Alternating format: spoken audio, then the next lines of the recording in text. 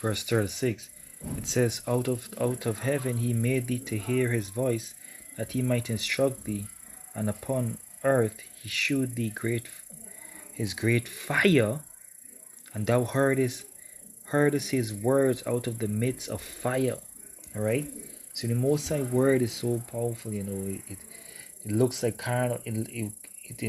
Well, I'm not sure if it was a midst carnal fire or earthly fire, but Scripture says the Most High infinite, Most High incorruptible Spirit is in all things, right?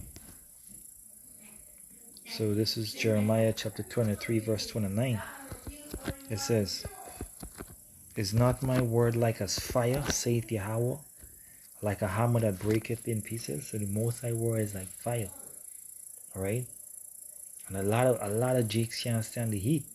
And as we grow in this truth, that heat is going to increase, because as we increase in knowledge, as we grow, that fire is going to get stronger. All right.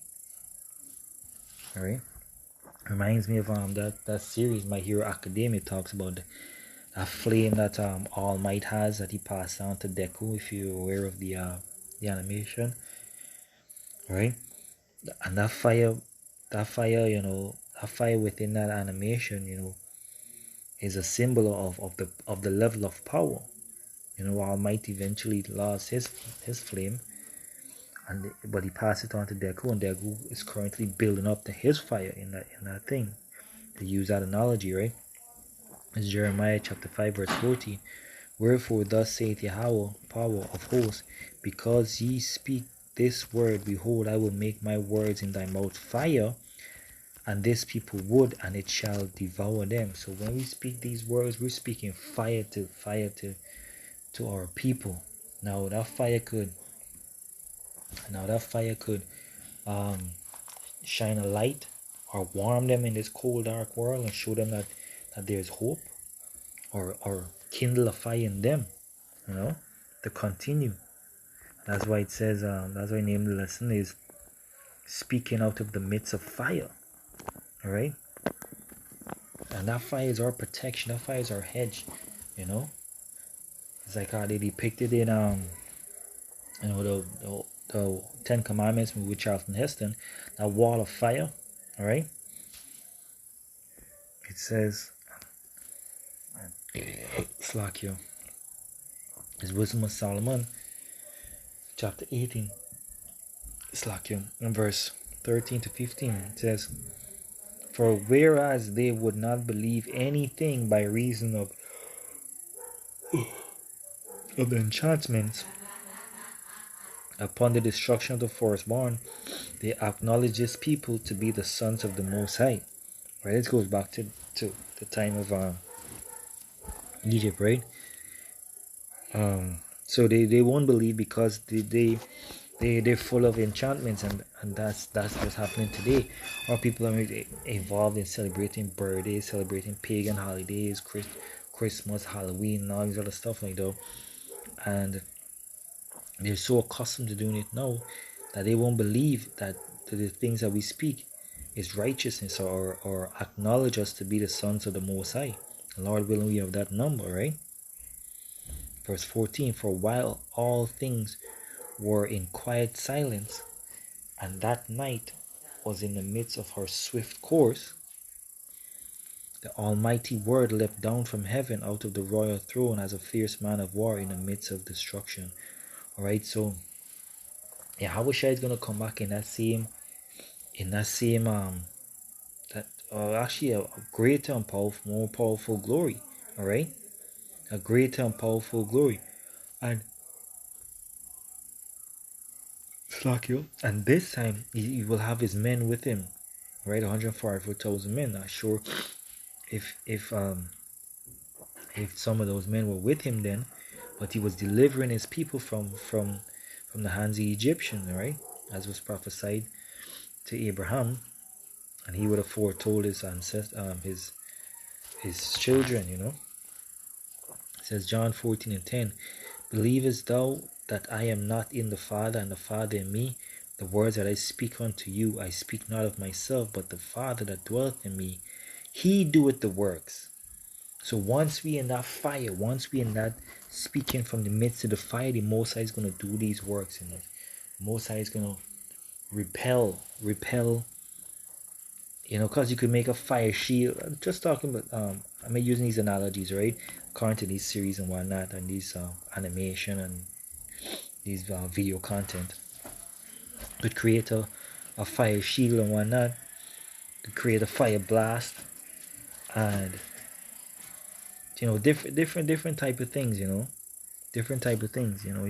That's your imagination picture. What I'm saying through Spirit, right? This is Matthew chapter 12, verse 37. For by thy words thou shalt be justified, and by thy words shalt thou be condemned. So if we're striving to have these words, have Yahweh Hashem Yahushua words be our everyday speech, all right, we can be justified, and by these words we shall be condemned.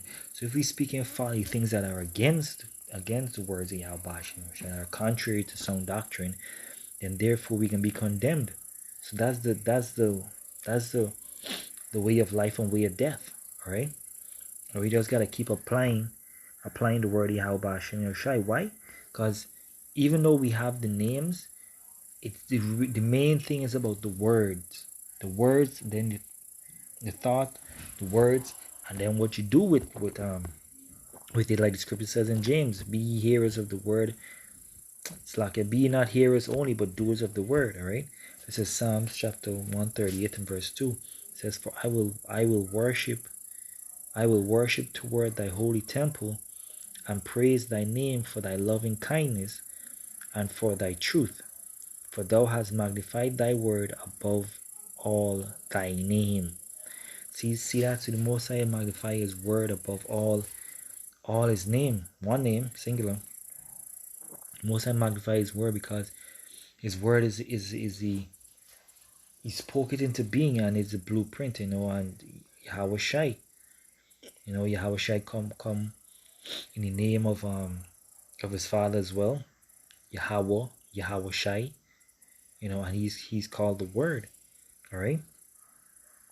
And now he's magnifying his son, and then when he sends his son, we'll all magnify Yahweh Hashem Yahushai, and he will magnify his elect men in those times. All right. It says justify and magnify them according to Romans 8.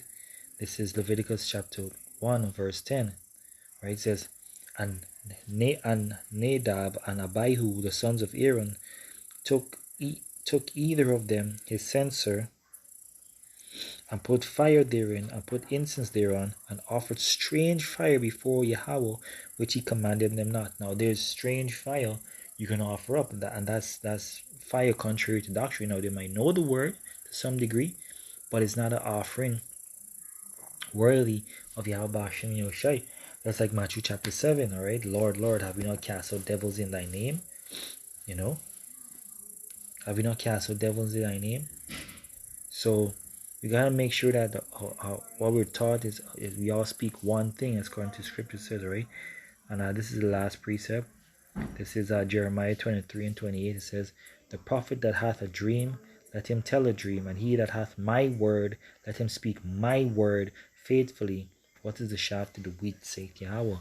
So the Most High word is the shaft, and we're the wheat, and we have to speak to the Most High word faithfully, right?